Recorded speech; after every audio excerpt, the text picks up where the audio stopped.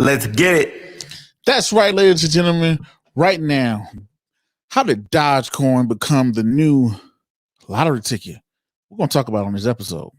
Hit the subscribe button, hit the bell icon, hit that like, comment, and share button.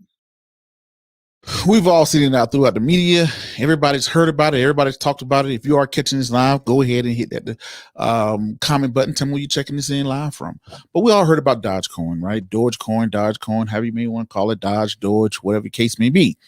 Now, in this episode, we're going to talk about what makes people buy lottery tickets.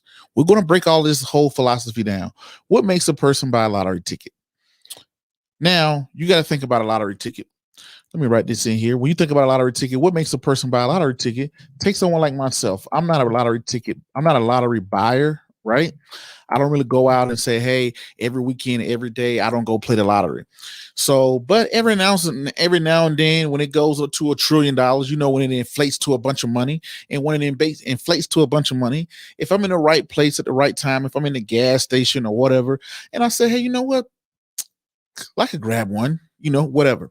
I don't base it off of nothing. I don't sit back and see how many tickets are out there and what's going on or whatever. I grab one and, the next day they announce it and somebody wins or whatever. What makes a person buy a lottery ticket? People buy a lottery ticket because, hey, I don't know what's going on. I just might have the opportunity to win. It only costs me $1, $2, $3. That's it. Now, here it is. Let's take it in. Let's go by Uncle James. He said something very profound to me when last time he was on the show. He said, Prince, most people don't want to invest. They're looking for lottery tickets. So I'm like, what do you mean by most people looking for lottery tickets? He said, hey, people don't care if it's Dogecoin, if it's real estate, if it's stocks, if it's a business, if it's a new idea, if it makes sense, if it doesn't make sense. All they want to know is, hey, can I make money from it? And if I can make money from it, I will buy it and I do not care. Now, with that being said, now that we know that most people don't care what's going on with the finances, they don't care who owns it, nothing like that. All they care about, can I make money from it? Yes or no? I've seen everybody talk about it, and everybody talks about it. They go out and buy it, right? This is the sad difference. A lot of people don't understand the difference between investing and speculating. Investing versus speculating. Investing, as we do on the show, ladies and gentlemen, we go in and we talk about what do we talk about? We talk about finances. We look up the companies. We go over to the Bureau of Labor Statistics. We look at the Federal Reserve.gov. We look at the Mortgage and Bankers Association. We look at the SEC.gov. All these regulated entities that puts out a plethora of reports from the CEOs of the company, from the organized data that comes from the company, what the company is saying about their balance sheets, their cash flow statements, their income statement, their positioning in the market, their brand. That's what we make our investments based off of. Speculating. Take me, for example, if I go down to Vegas this weekend or next weekend, I went to Vegas and I'm on a crap table. Then you got the field that I can play numbers. You guys and girls know how the crap table goes. I'm not looking at analytical data. I'm just walking in. I'm going to put a couple chips on the field. If I forgot what number you got to roll, like 2, 9, 12 or whatever. If it rolls my number, I make double my money. If it doesn't roll my number, I lose my money. And I'm completely fine with that. I may even throw something on the 8 or the 2, have a little fun. I'm not looking at the numbers and the analytical data and what's going on behind it. I'm just saying, hey, you know what? It might just happen. So let me see what happens. It's the same concept when everybody goes to buy a lottery ticket. Most people say, hey, you know what? I put in $5 and if it can win, hey, it wins. That's why the lottery is so successful. Nobody's looking at the numbers or the data or whatever. They don't care. Now here's the next thing. Everybody is a genius during a bull market. Everybody is a genius during a bull market, ladies and gentlemen. You got to keep in mind, a bull market is when the market is continuing to go up, up, up, up, up. Whether it's in real estate, whether it's in stocks, whether it's in cryptocurrencies, whether it's in business or a particular business, there will be a time. This is why bubbles are always created in asset classes. Asset classes, when you see things like housing market, the real estate market, whether it's land of apartments or whatever, when you see stocks, anything that people are making money, there's always a bubble that is created. Because guess what? When do people get excited about buying? when things are going up, right? So when things get bad, that's when everybody look at the finances. So when things are going up, I brought $10,000 worth of Dogecoin a year ago, and now my $10,000 is worth $300,000. I don't care what are the fundamentals. I am a genius because I made money. And one of the worst decisions you can make is to make money from a bad investment. Why? Because you're going to repeat it again and again. Now you brought Dogecoin, you put $10,000 in it. Now you made 500. You got $500,000 a day. Let's hypothetically speak. Now, guess what that person is going to do? They're going to go buy a crap ton of cryptocurrencies all over the place, right? Because hey, it worked in the past. I don't care. I am winning. I don't care what you got to say. I'm winning. Everybody's a genius in a bull market. I brought a house, and now my house is going up $100,000. A year later, I'm a genius. I purchased Uber stock 2 years ago at $25, and now it's $65. I'm a genius. I purchased Tesla 5 years ago. Look at it today, it's $700. I'm a genius way before the stock split. So as everything is going up, everybody's a genius. And when everybody's a genius, when everything is going up, nobody cares about fundamental data and foundations. They don't care. I don't care. I'm making money. Who cares? Who cares what Dogecoin is doing? I am making money. Then when I see you're making money, guess what I start to end up doing? I have the fear of missing out. I have the fear of missing out. I was like, wow, my buddy called me and said, Prince, man, I made a couple $100,000 off of Dogecoin. Wow. Phone ring again. Hey, man, I just brought Dogecoin. Did you buy some? I just made this much money last. Oh, for real? A lot of you guys and girls who's tuning in live now, I made some money over here. I heard somebody else make money. Okay.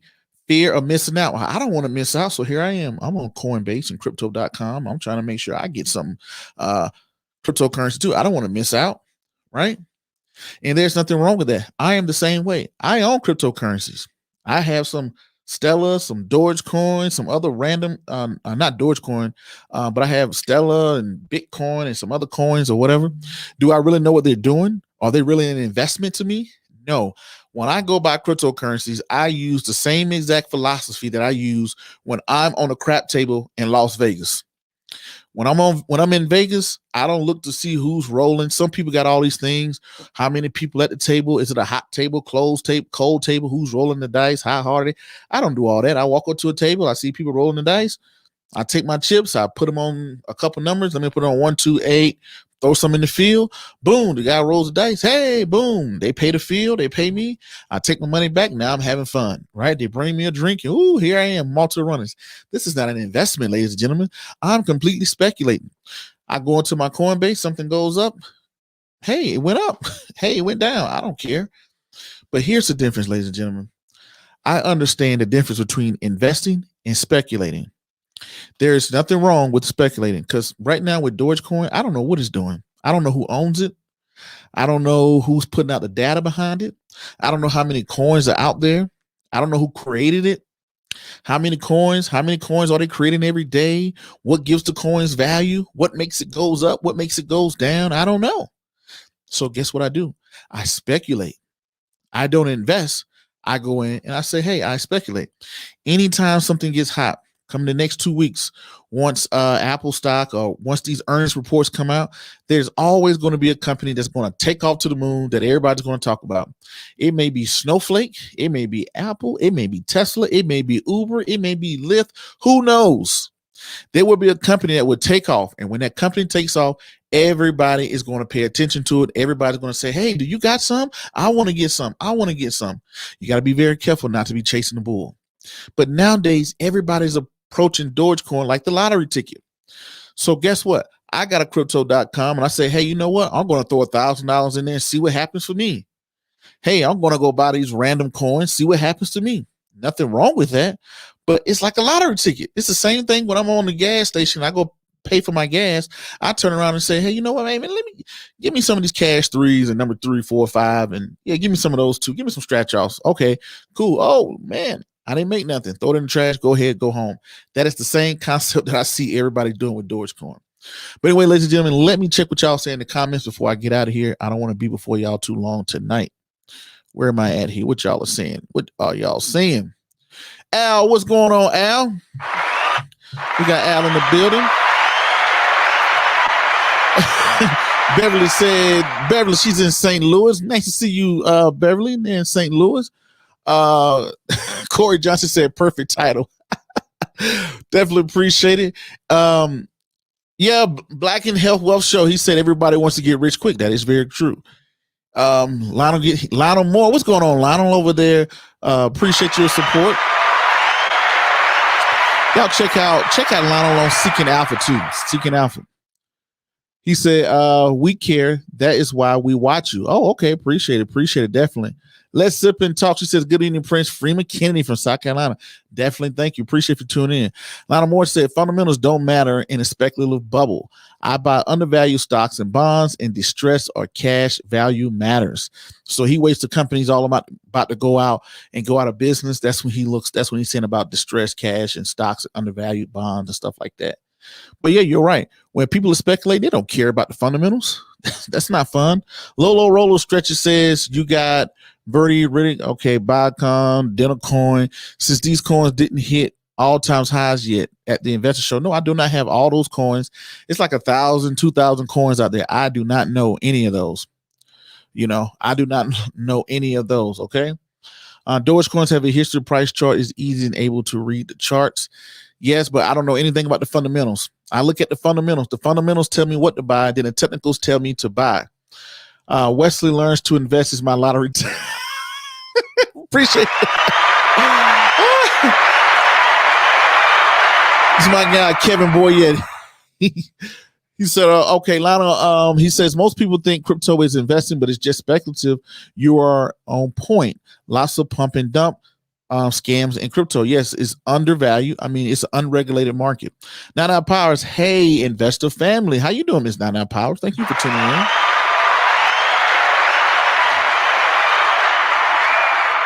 Kristen, I'm sorry. Kristen actually said, I love your bookshelf. I'm sorry. This bookshelf behind me is totally fake. This is a green screen. I do have a real bookshelf, but this is not one. This is where I shoot at. This is my studio room. So this is, I'm sorry. It's a good green screen. It's definitely not a bookshelf. So anyway, I do have a real bookshelf, but this is not it behind me right here. But appreciate it, Miss Queen, for tuning in. Queen DNA says, peace and love from San Diego. Just brought Doge a few days ago. Yes, it's like a lottery ticket, ladies and gentlemen. Nothing wrong with that. I'm going to have me some Dogecoin, some Bitcoins and stuff like that. But I know it's speculative. I don't know what it is. I don't know what it's doing. It's like a lottery ticket. If it goes up and I make some money, great job. She's laughing. Okay, I'm sorry about that. Exactly. 9,280 cryptos out there. 9,000. But guess what? The winner is going to be the person who creates an ETF. They're going to create an ETF. Fidelity has been talking about it. An ETF that tracks all the cryptocurrencies. Now that's going to be a winner. I can see that. Right? Low Roller said, I turned $90 into $8,000 on Dogecoins. I know Doge will go up. Yes. Hey, there it is, right? Now, who owns Dogecoin? And where's it coming from? Kristen Carroll, what's going on? Chris? Okay. He says, Chris says, if you were to give a percentage of your portfolio to speculative crypto buys, what would you say it would be? No more than 10%. If you, depending on what level of your portfolio, but on a general rule of thumb, I would say no more than 10% on speculative, unproven, no financial data of cryptos. That's what I would do. No more than 10%. If I had $100, I would say no more than 10%. But it all depends on your investing taste. How much do you want? If you're a very speculative, bullish person, you can have a little bit more. But for me, rule of thumb, I say, hey, no more than 10%. And there's nothing wrong with cryptos, and there's nothing wrong with adding that to your portfolio. But when I have so much other great things out there, why would I give you the opportunity? For prime example, if somebody came to me, if Chris came to me and said, hey, Prince, man, I got this new electronic vehicle company. You can invest $500,000 into it. I can get it off the ground. And I'm going to say, hey, Chris, it's not saying that your idea is bad, but I can take that same $500,000 and buy $500,000 worth of stock, or I can buy a brand new house and rent it out. It's just competition at the time. All right. Laura Roller Coaster said, have you heard of Safe Moon It's so many coins out there. There's nowhere in the world I can hear all 9,000. No, I have not heard of all of them. I have seen them. I brought $37 worth of Dogecoin last year, and now it's worth $3,500. Exactly. This is what makes people want to get in. When somebody say, "Hey, man, I bought a $10 lottery ticket and I made $10 billion," everybody's going to start, "Ooh, wow, I want to do that. I want to get involved," right? Black Health and Wealth Show. He said, VNEC is the latest launching an ETF Wednesday that's meant for companies involved in digital currency business. Okay, there we go right there. Now, the ETF with companies that are involved, I told you I'm involved with Silvergate, SI, and Riot. I believe in those two. Definitely Silvergate is a profitable company. Riot is unprofitable. But those are the companies that are doing the infrastructure behind cryptocurrency, I definitely believe in. Those are the ones that I definitely believe in. All right. Andy, what's going on? That's my guy right there, Andy. He said, that's my guy. I will be at his wedding next month. I'll be at his wedding next month in Kansas City. Andy says, great show. Do you think they will ever sell options on cryptos? Yes. Going into what the great Charlie Munger says, y'all cover your ears if you're kids and you hear this or whatnot. I'm sorry. I got to use profanity. This is what Charlie Munger said. People will sell shit as long as shit sells. So anytime there's a buyer, there's going to be a seller. All right. So that's what I think. You got monsters. It's hot like Riot. Well, I'm not sure. I don't know a lot about that one. I don't try to get all of them. I can't get all of them. I narrow down my picks to one or two and then I move on. So I can't get Riot plus this, plus this, plus this. I figure out, hey, I don't need to have Apple, Microsoft, and every tech company in the world. I could just pick one, maybe two, and just roll with them and just move on. All right. Lionel Moore says facts. All right, ladies and gentlemen, I definitely appreciate y'all for tuning in. I got to get out of here. I definitely hope y'all got something out of this. Dogecoin is like the lottery ticket. Everybody's just buying it and seeing what it does. I probably have some. I own some cryptocurrencies or whatever, but they are lottery tickets in my eyes because I can do no financial studies, no financial regulated studies to say, I don't even know who owns it. They could come out tomorrow and say Donald Trump owns Dogecoin. I wouldn't be surprised. I don't know who owns it. I don't know what the headquarters is. I don't know where the servers are at. I don't know how many coins are out there. What are the goals of the coins? I have no idea. But I can look that up if I go to buy a business or a franchise. I can look that up if I bought a stock. And I can look that up if I went and did real estate. So cryptocurrency, Dogecoin, everybody's asking these questions, telling how much money they made. It's the lottery ticket. That's how Dogecoin became the lottery ticket, especially 2021. But anyway, ladies and gentlemen, y'all don't forget to hit that like, subscribe, comment, share button, and check out that book series, Wesley Learns. Wesley learns Wesley learns to invest. Wesley learns about credit, and Wesley learns about insurance. All available everywhere. All right. Until the next video, podcast, cartoon, or whatever else crazy you see me doing around the globe. Peace, be safe. I'm out, and thank you.